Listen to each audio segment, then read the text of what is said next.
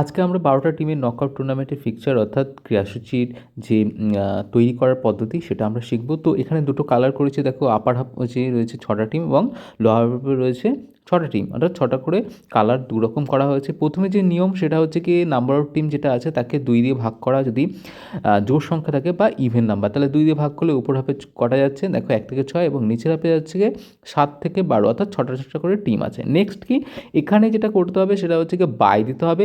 তো বাই কত হয়, যে পরবর্তী যে 2 এর নাম্বার আছে যে টু দি পাওয়ার সেটা হচ্ছে কি 16 থেকে আমরা যদি 12কে বাদ দিই তাহলে 4টে টিম বাই পাচ্ছে। তো বাইয়ের নিয়ম হচ্ছে নিচের হাফের লোয়ার হাফের লাস্ট টিম প্রথমটা যাবে এবং আপার হাফের ফার্স্ট টিম, তারপরে তৃতীয় নম্বর বাই আবার নিচের হাফে আসবে, দেখো এখানে 7 নম্বর লোয়ার হাফের ফার্স্ট টিম।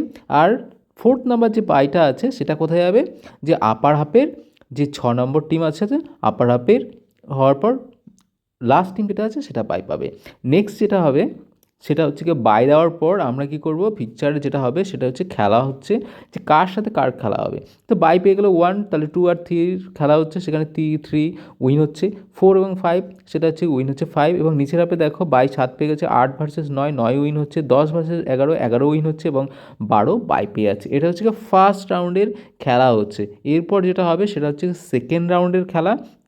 তো সেকেন্ড রাউন্ডে কে কে উঠে গেলো দেখো, এই এই যে 1 রয়েছে ডাইরেক্ট কিন্তু সেকেন্ড রাউন্ডে চলে গেলো, 3 কিন্তু সেকেন্ড রাউন্ডে চলে গেলো, 4 এবং 5-এর খেলার ফলে কে চলে গেলো, 5 কিন্তু সেকেন্ড রাউন্ডে চলে গেলো এবং 6 কিন্তু ডাইরেক্ট কোথায় চলে গেলো, সেকেন্ড রাউন্ডে। নিচের হাফে যেটা রয়েছে দেখো 7 কিন্তু বাই পেয়ে সেকেন্ড রাউন্ডে গেছে এবং 9 কিন্তু বাই পেয়ে সেকেন্ড রাউন্ডে গেছে, অর্থাৎ 7 ভার্সেস 9 খেলা হবে। 10 11-র মধ্যে উইন হয়েছিল 11, তাই 11 ডাইরেক্ট সেকেন্ড রাউন্ডে গেছে এবং 12 কী হয়েছে, যে সেকেন্ড রাউন্ডে চলেছে। তাই 11 ভার্সেস 12 এটা হচ্ছে সেকেন্ড রাউন্ডে খেলা হচ্ছে। তাহলে দেখো এবার তোমরা দেখে নাও যে এখান থেকে যে উইন হচ্ছে, তো এখানে হচ্ছে কি 1 ভার্সেস 3 যেটা উইন কে হচ্ছে, এটা হচ্ছে গিয়ে ভেবে নাও যে 3 উইন হয়ে যাচ্ছে সেকেন্ড রাউন্ডে। এখান থেকে কে উইন হচ্ছে, ভেবে নাও এখান থেকে 6 উইন হচ্ছে, বোঝা গেল। তাহলে আপার হাফের কে রইল, এটা হচ্ছে কি 3 এবং 6।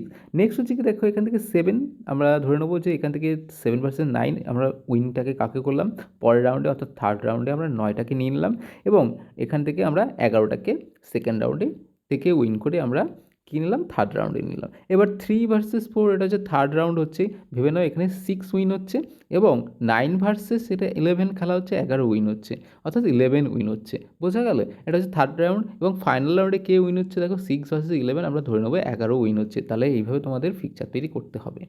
তো তোমরা এখানে কমেন্ট আমার লাইক শেয়ার করতে পারো এবং তোমরা জানাতে পারো যদি বুঝতে না পারো, যদি কোনো কোশ্চেন বা কোয়ারি থাকে তোমরা লাইক অ্যান্ড কমেন্ট করে জানাতে পারো।